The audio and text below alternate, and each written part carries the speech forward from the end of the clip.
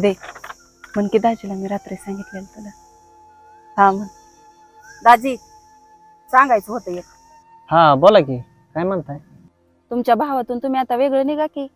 का हो, का तुम्ही असं अचानक म्हणताय? कवर तुम्ही कष्ट करताय त्यापेक्षा तुमच्या भावातून तुम्ही वेगळं निघा. माझ्या बहिणीला आणि तुम्हाला किती कष्ट करावं लागतंय. कवर तुम्ही संसाराचा गाडा वाढणार आहे, त्यापेक्षा तुमच्या भावातून तुम्ही वेगळं निघा.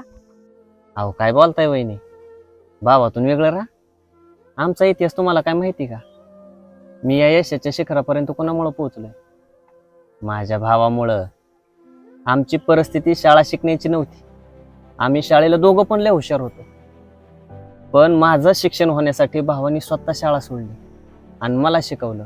वडिलांना मदत केली, माझ्या शिक्षणासाठी त्यांनी खर्च केला आणि मला पदवीधर बनवलंय. लाखो रुपये पॅकेज कुणामुळे घेतोय?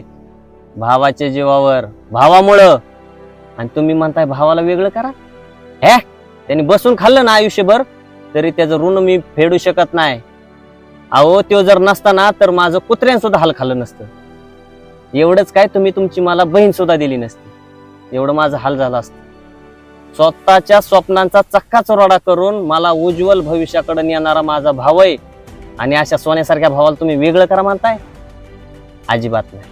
आज बोललात, इथून पुढे मी ऐकून घेणार नाही. आणि हा विचार स्वप्नात पण आणू नका, त्याला वेगळं करायचं काय. दाजी मी या गोष्टीचा विचारच केला नाही. आमचं चुकलं, आम्हाला माफ करा.